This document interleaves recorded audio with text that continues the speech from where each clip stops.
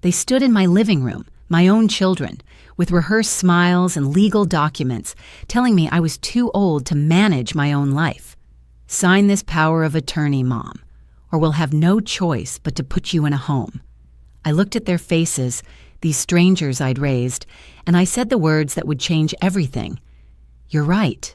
I am too old. My name is Patricia Hartwell, and I'm 73 years old. I'd love to know where you're watching this from today. Drop your state or country in the comments. What I'm about to tell you is the absolute truth about what happened when my children tried to steal everything I'd worked my entire life to build. It started 6 months ago when my husband Robert passed away. He'd been sick for 2 years, and I'd cared for him every single day. We'd been married for 48 years. The morning after his funeral, before the flowers had even wilted, my daughter Jessica showed up at my door with her brother Michael. They didn't come to comfort me. They came with paperwork. Mom, we need to talk about your future, Jessica said, settling into Robert's favorite chair like she already owned it. She worked in real estate, always wore those sharp blazers that made her look important. Michael nodded along. He's a financial advisor, always talking about portfolios and investments I supposedly didn't understand. Dad's gone now, and this house is too much for you, Michael added, pulling out a folder. We've been talking, and we think it's time to make some changes. I'd just buried my husband. I was grieving, and they wanted to talk about changes. What kind of changes? I asked, though something cold was already settling in my stomach. Jessica leaned forward with that practiced sympathy I'd seen her use on her real estate clients. We want to help you, Mom, but we need you to sign power of attorney over to us. That way, Michael and I can handle everything, the bills, the house, your medical decisions. You won't have to worry about a thing. I looked at the documents they'd spread across my coffee table. Legal jargon I couldn't quite follow, lines highlighted where I needed to sign. I can manage my own affairs, I said quietly. Can you, though? Michael's voice had an edge now. Dad handled everything. The bills, the maintenance, all of it. When's the last time you even balanced a checkbook? I balanced checkbooks before you were born, I replied. Jessica exchanged a look with Michael. That look, like I was a problem to be solved. Mom, we're trying to be patient here, but if you won't cooperate, we'll have to consider other options. Memory care facilities, assisted living. We can get a doctor to declare you incompetent if we need to. The threat hung in the air between us. Think about it, Jessica said, standing up. We'll be back next week. Make the right choice, Mom. We're doing this for your own good. They left me sitting there, surrounded by sympathy cards from the funeral, facing the reality that my own children were threatening to institutionalize me if I didn't hand over control of my entire life. But they'd made one critical mistake. They assumed that just because I was old, I was helpless. After they left, I sat in that living room for hours. The house felt different now, not like a home, but like a prison I was about to lose. Robert and I had bought this place in 1978. I'd painted every room, planted every flower in the garden. We'd raised Jessica and Michael here, put them through college, helped with their first apartments, their weddings, everything. And now they wanted to take it all away. I didn't sleep that night. I kept replaying Jessica's words. We can get a doctor to declare you incompetent if we need to. The threat was real. I'd seen it happen to my friend Helen 2 years ago. Her son had her declared incompetent, took power of attorney, sold her house, and stuck her in a facility where she died within 8 months. She'd been perfectly fine mentally, just old. That's when I realized something important. They thought I was weak. They thought grief had made me vulnerable. They thought I'd just roll over and sign whatever they put in front of me because I was too tired or too old or too sad to fight back. They were wrong. The next morning, I called my caregiver, Maria Santos. She'd been coming 3 times a week since Robert got sick, helping with errands, keeping me company, making sure I took my medications. She was 42, kind, and treated me like a human being instead of a burden. When Robert died, she'd held my hand and cried with me. She didn't ask about paperwork or my assets. She asked if I was eating, if I was sleeping, if I needed anything. "Maria," I said when she arrived, "I need to tell you something, and I need you to keep it completely confidential." She sat down at my kitchen table, concern written across her face. "Mrs. Hartwell, what's wrong?" I told her everything. About Jessica and Michael's visit, about the power of attorney demands, about the threats of putting me in a home. Maria's expression shifted from concern to anger. "They can't do that to you," she said. "Yes, they can," I replied. "If they want to badly enough, they'll find a way. But I have a plan, and I need your help." Over the next 3 hours, I explained what I wanted to do. Maria listened, her eyes widening as she understood the scope of it. When I finished, she was quiet for a long moment. "Are you absolutely sure about this?" she asked. "Once you do this, there's no going back. They're your children." "They stopped being my children the moment they threatened to institutionalize me," I said. My voice was steady. "They're after my assets, not my well-being, and I'll be damned if I let them win." Maria nodded slowly. "Okay, I'm in. Whatever you need." That's when I started making phone calls. First to my lawyer, Marcus Chen. No, that's not right. My lawyer was Martin Fletcher, a man I'd known for 30 years. He'd handled Robert's will and estate planning. When I told him what was happening, I could hear the disgust in his voice. "Patricia, what you're describing is elder abuse," he said. "It's more common than you'd think, and it's devastating. Let's talk about your options." Martin explained that what Jessica and Michael were attempting was called undue influence, using threats and manipulation to coerce an elderly person into signing over their assets. The problem was, even if it was wrong, it was often effective. If they petition for guardianship and find the right doctor to evaluate you, they could succeed, Martin said. "I've seen families tear each other apart over less. But you have advantages. You're of sound mind, you have documentation of your cognitive abilities, and you still have control of your assets. For now." "I want to transfer the house to Maria," I told him. There was a pause on the other end of the line. "Your caregiver?" "Yes, I also want to make her my medical proxy and beneficiary of my accounts. I want it done legally and properly so that Jessica and Michael can't contest it." "Patricia, I need to ask you this directly. Is anyone pressuring you to do this?" "The only people pressuring me are my children, and I'm doing this to stop them," I said firmly. "Maria has been more family to me in the last 2 years than Jessica and Michael have been in the last 20. She's earned it." Martin was quiet again, then said, "All right, I'll draw up the documents. But we need to do this carefully. We'll need witnesses who can testify you were of sound mind. We'll need documentation of the threats your children made, and we'll need to move quickly before they take action. Can you come to my office tomorrow?" "I'll be there." That evening, Maria and I sat down to plan every detail. I pulled out my phone and found the voice recording app. The next time Jessica and Michael came over, I'd record everything. I needed evidence of their threats. "What if they don't say anything incriminating?" Maria asked. "They will," I said. "They think they've already won. People get careless when they think they're in control." Over the next few days, I gathered every document I needed. Bank statements, property deeds, medical records, letters from my doctor confirming my cognitive health. I even got a complete neurological evaluation done, paying cash so Jessica and Michael wouldn't find out through insurance records. The results came back perfect. No signs of dementia, no cognitive decline. For a 73-year-old woman, your mental acuity is remarkable, the neurologist said. Your memory, reasoning, and decision-making abilities are all well above average for your age group. I got it all in writing. 6 days after their first visit, Jessica called. "Mom, we're coming over Thursday evening. Have you thought about what we discussed?" "I have," I said, keeping my voice shaky and uncertain. I think you're right. I am too old for all this." I could hear the satisfaction in her voice. "That's good, Mom. That's really good. We're just trying to help you." "I know, sweetie." I know. When I hung up, Maria looked at me. You're a better actress than I thought. 50 years of motherhood teaches you how to play a role, I replied.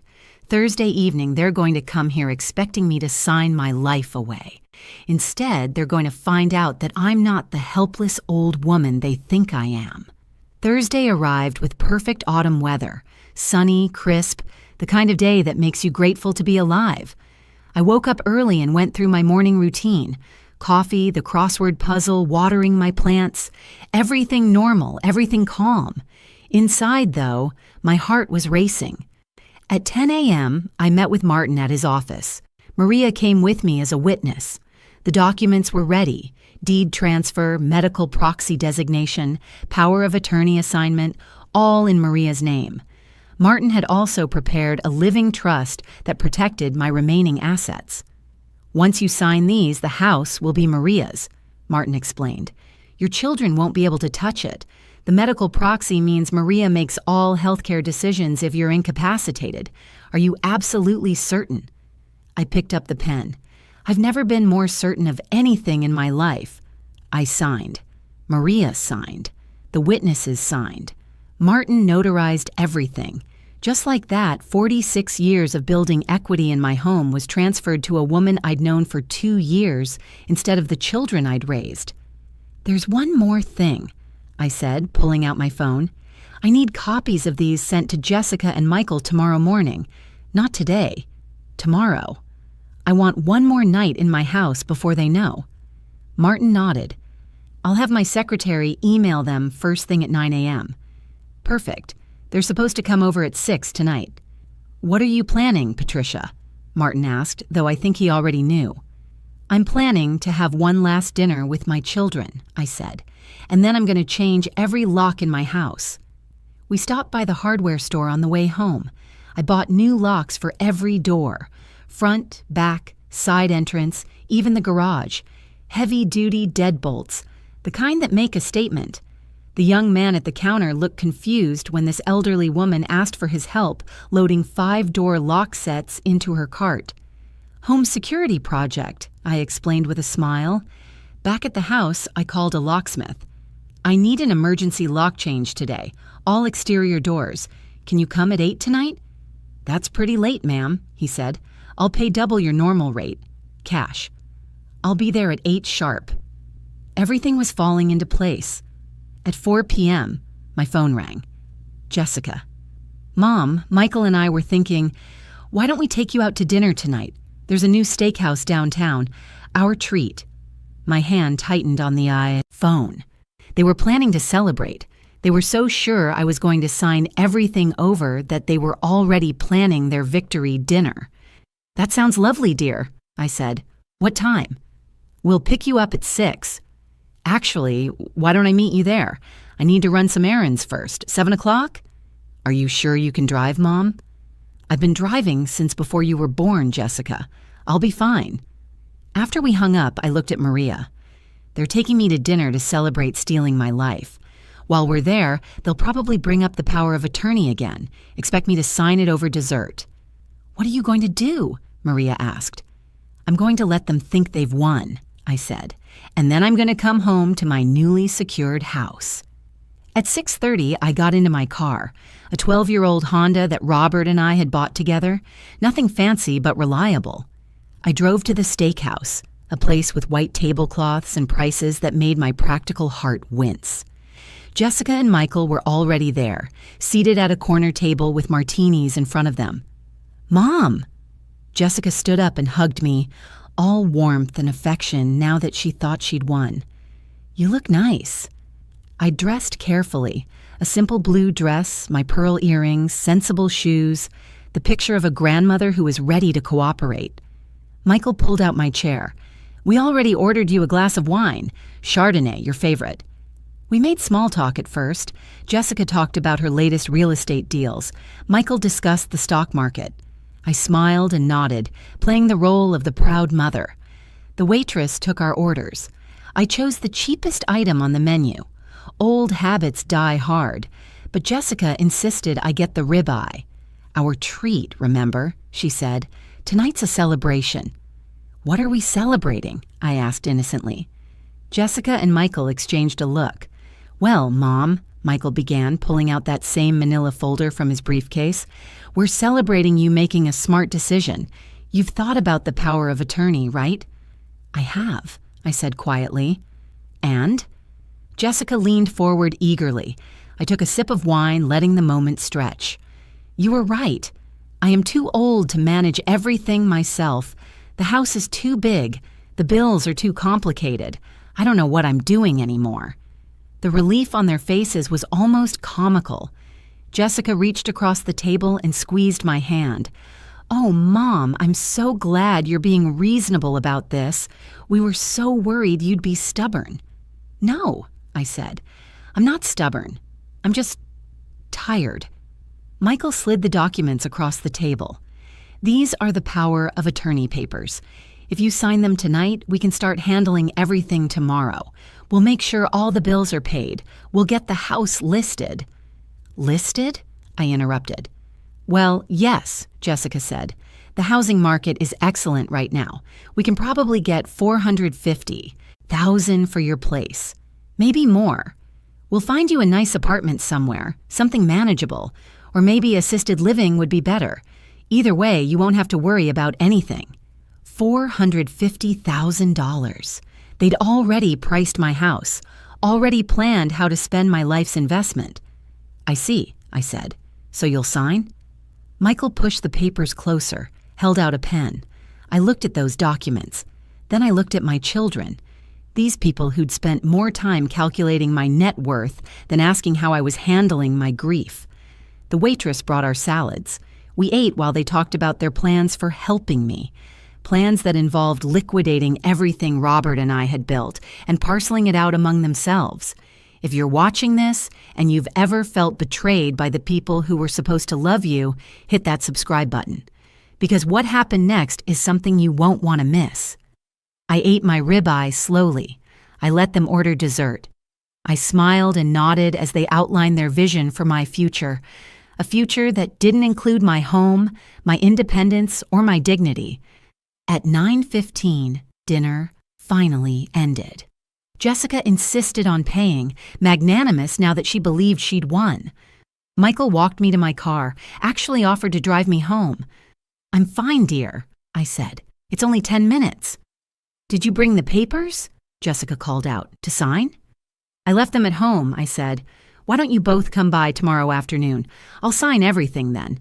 I just want one more night to adjust to the idea." They exchanged another look, but nodded. "Tomorrow at 2?" Michael confirmed. "Perfect." I drove home with my hands steady on the wheel, my mind clear. Everything was in motion now. At 8:05, exactly as promised, the locksmith arrived.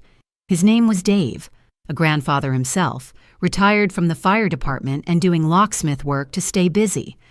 "All the exterior doors," he confirmed. "Every single one." He got to work. I watched him remove the old locks, locks that Jessica and Michael had keys to, locks they'd walked through hundreds of times as children.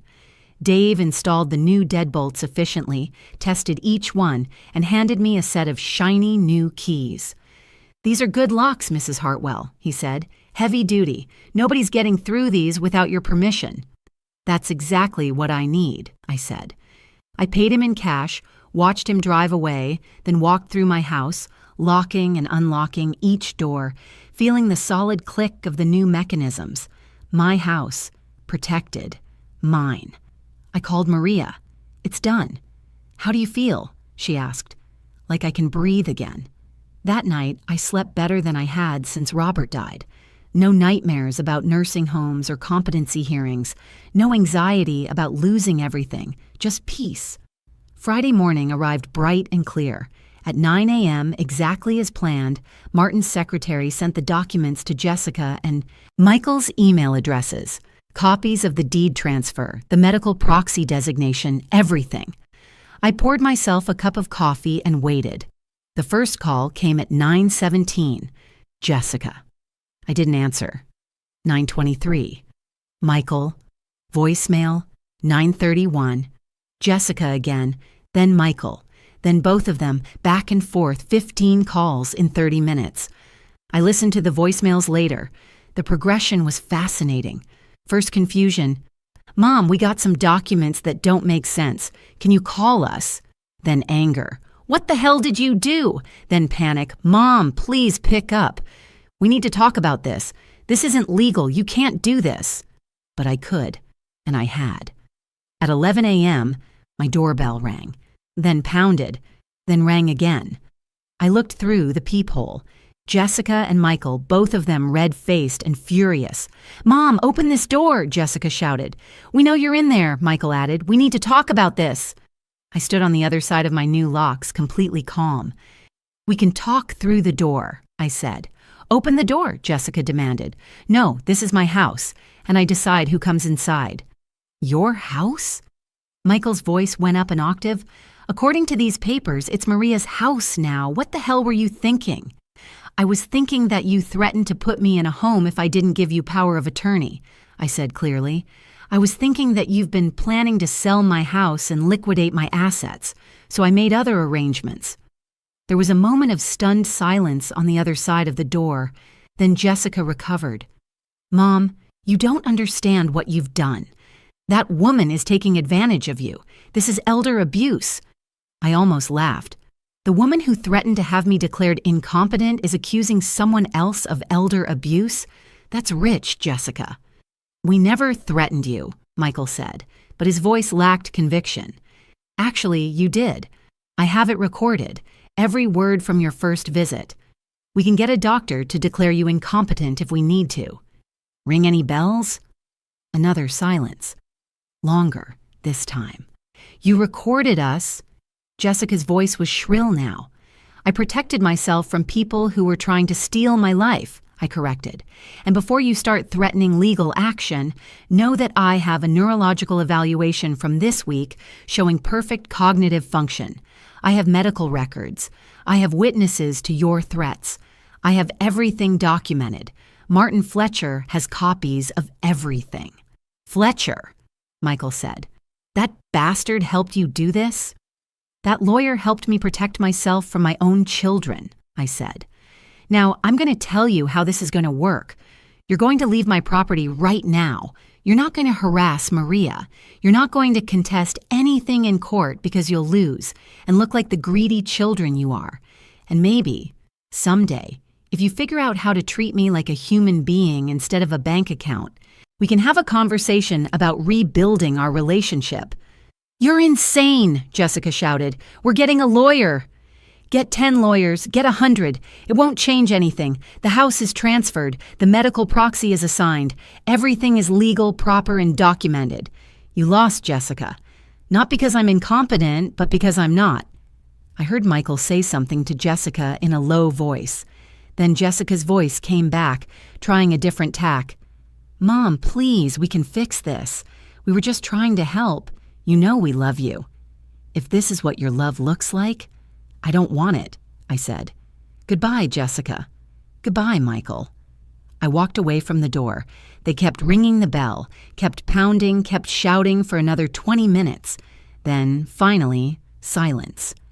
I looked through the window and watched them get into Jessica's Mercedes and drive away. My phone rang continuously for the next 3 hours. I blocked their numbers. Then they tried calling from different phones, probably their spouses' phones, friends' phones. I didn't answer any of them. By evening, I got a text from an unknown number. This isn't over. We're getting our inheritance back. I forwarded it to Martin. His response came quickly. That text is evidence of their true motivation. Save everything. Don't respond. Maria came over that evening. We sat in my kitchen, drinking tea, and I told her everything that had happened. She looked worried. Mrs. Hartwell, are you sure about all of this? They're your children. Maybe there's a way to... To what? I interrupted gently. To give them another chance to threaten me? To pretend they care when they only care about money? Maria, they priced my house. They planned where to put me. They were going to erase my entire life and call it love. She nodded slowly. What happens now? Now we wait and see what they do next. What they did next was hire a lawyer, Not just any lawyer, Harrison Blackwell, known around town for aggressive litigation. On Monday morning, I received a certified letter, notice of intent to contest deed transfer and initiate guardianship proceedings. I called Martin immediately. They're claiming undue influence, mental incapacity, and fraud. He read from his copy of the letter. They're saying Maria manipulated you into signing over your assets while you were in a vulnerable state of grief. Can they win? I asked. Not with the evidence we have, but they can make it expensive and ugly. Blackwell's strategy is probably to drag this out until you're too exhausted to fight, then offer a settlement. I'm not settling. Good, because we're going to destroy them. The guardianship hearing was scheduled for 3 weeks later. Jessica and Michael hired a psychiatrist, Dr. Raymond Walsh, known for finding incompetence where none existed if the price was right. He'd made a career out of rubber-stamping questionable guardianship petitions. But Martin had been preparing for this. He subpoenaed all of their financial records, their emails, their text messages. What we found was damning. Email from Jessica to Michael, dated 3 weeks before Robert died.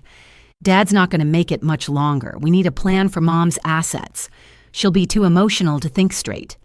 Text from Michael to Jessica, dated 1 week after the funeral. Mom's vulnerable right now. If we move fast, we can get POA before she realizes what she's doing. Email from Jessica to a real estate colleague. I'll have a property listing coming soon, probably $450K range, estate situation, elderly owner being moved to assisted living. That last one was dated 2 days before their first visit to my house. They'd been planning this before they ever asked me to sign anything. Martin scheduled depositions. Jessica went first. Under oath, facing Martin's questions and her own written words, she started to crumble. Isn't it true, Ms. Hartwell, that you told your mother you would have her declared incompetent if she didn't sign power of attorney over to you? That's not. We were just trying to help her. Help her? Or help yourself? You'd already priced her house before even discussing it with her, hadn't you? I was just researching options. Options for whom? Your mother or your bank account? Michael's deposition was worse. He was a financial advisor. He should have known better than to put anything in writing. But there it was. Detailed spreadsheets showing how he and Jessica would split my assets, emails to his wife about using the money for their daughter's college fund, text messages celebrating how easy I was going to be to manipulate. Dr. Walsh never even got to examine me. Once Martin presented the evidence of Jessica and Michael's premeditation and planning, once he showed their communications proving they knew I was competent but vulnerable, the whole case collapsed. Blackwell called Martin 2 days before the hearing. My clients wished to withdraw their petition. Not good enough, Martin said. Your clients attempted financial exploitation of a vulnerable senior. They're going to withdraw their petition, sign a statement acknowledging Mrs. Hartwell's competence, and agree to a no-contact order. Or we're going to trial, and I'm going to make sure every detail of their scheme gets read into public record. There was a long silence on the other end of the line. Then Blackwell said, I'll talk to them. The final hearing was anticlimactic. Jessica and Michael sat in the courtroom, looking smaller somehow, diminished. They'd tried to dress respectably, Michael in a suit, Jessica in one of her sharp blazers, but they couldn't meet my eyes. Their lawyer stood and read the statement. The petitioners withdraw all claims regarding Patricia Hartwell's mental capacity and deed transfer. They acknowledge that Mrs. Hartwell is of sound mind and capable of managing her own affairs. They agree to a 6-month no-contact order and wish to apologize for any distress caused. The judge, a woman in her 60s named Carolyn Morrison, looked at Jessica and Michael with barely concealed disgust. Let me be clear, she said. This court takes elder abuse seriously. What you attempted to do to your mother, exploiting her grief, threatening her with institutionalization, planning to liquidate her assets, is unconscionable. You should be grateful she's not pressing criminal charges. Your Honor, Jessica started. I'm not finished, Judge Morrison cut her off. I've reviewed all the evidence, the emails, the texts, the timeline of your actions. You didn't try to help your mother. You tried to rob her. The only reason you're walking out of here without a criminal investigation is because your mother is more merciful than you deserve. She signed the order. The 6-month no-contact provision was now legally binding. Jessica and Michael stood. Their lawyer gathered his papers, and they left without a word. I watched them go, these children I'd raised, these strangers I didn't recognize. Outside the courthouse, Maria was waiting. How did it go? It's over, I said. They can't touch me now.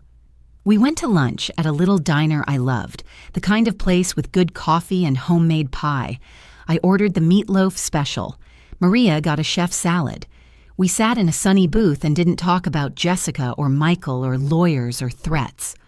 What are you going to do now? Maria asked. Live, I said simply. I'm going to live in my house, well, your house, and I'm going to plant a garden in the spring. I'm going to read all those books I've been meaning to read. I'm going to take that trip to Maine I've always wanted to take. I'm going to do whatever I want with whatever time I have left, and I'm going to do it on my own terms. Your house, Maria corrected. I'm just the person holding the deed. It's still yours, Mrs. Hartwell. It'll always be yours. You've earned it, I said. When I die, it's yours free and clear. No strings attached. You treated me like family when my actual family treated me like a burden. That's worth more than any house. The 6 months passed. The no-contact order expired. I never heard from Jessica or Michael again. No calls, no letters, no attempts at reconciliation. I suppose once they realized there was no money to be gained, there was no reason to maintain contact. Some people might find that sad. I found it liberating. I learned something important through all of this. Family isn't about blood. It's about who shows up when life gets hard. And Maria showed up. Every Tuesday and Thursday, like clockwork, she came over. We'd have coffee, work in the garden, watch old movies. She never treated me like a patient or a job. She treated me like a friend. Her daughter, Sophia, started coming too. A sweet girl, 16 years old, who'd sit at my kitchen table doing her homework while Maria and I talked. She reminded me of Jessica at that age, before money and ambition corrupted everything good in her. Mrs. Hartwell, can you help me with this history essay? Sophia asked one afternoon. Call me Patricia, I said. And what's it about? Women's suffrage movement. I spent an hour telling her about my grandmother, who'd marched for the right to vote, who'd told me stories about fighting for basic human dignity. Sophia listened with wide eyes, taking notes, asking questions. When Jessica was her age, she'd been too busy with her phone to listen to family stories. Life became simpler, quieter, better. I did take that trip to Maine. Maria and Sophia came with me. We drove up the coast, stayed in little bed and breakfasts, ate lobster rolls, watched the waves. I took photographs of everything, not for social media or to prove anything to anyone, but just to remember, to capture moments of genuine joy. On the last night of the trip, we sat on the beach watching the sunset. Maria turned to me and said, "Thank you for trusting me, not just with the house, but with everything." "You earn that trust every single day," I replied. "Some people are born into families. Others build them. We built ours." A year after the courthouse hearing, I got a letter. Not from Jessica or Michael. I never heard from them again, but from Jessica's daughter, my granddaughter, Emma. She was 23 now, graduated from college, living on her own. "Dear Grandma," it read, "I know Mom and Uncle Michael said terrible things about you. I know there was a legal fight. But I've been thinking a lot about what happened, and I asked to see the court documents. Mom didn't want me to, which made me more determined to find out the truth. I read everything, the emails, the texts, the depositions. I'm so sorry for what they tried to do to you. I'm sorry I didn't reach out sooner. Would you be willing to have coffee with me? I'd like to hear your side of the story. Love, Emma." I called her the same day. We met at that little diner I loved. She cried when she saw me, apologized for her mother, told me she'd confronted Jessica about everything. They weren't speaking now either. I don't want you to damage your relationship with your mother because of me, I said. Grandma, she damaged that relationship herself when she tried to steal from you, Emma replied. I can't respect someone who'd do that to their own mother. We've had coffee every month since then. Sometimes Sophia joins us. 2 young women, different families, same values. They've become friends. It's not the family I was born with, but it's the family I built. And it's more than enough. I'm 74 now. My house, Maria's house, is exactly as I want it.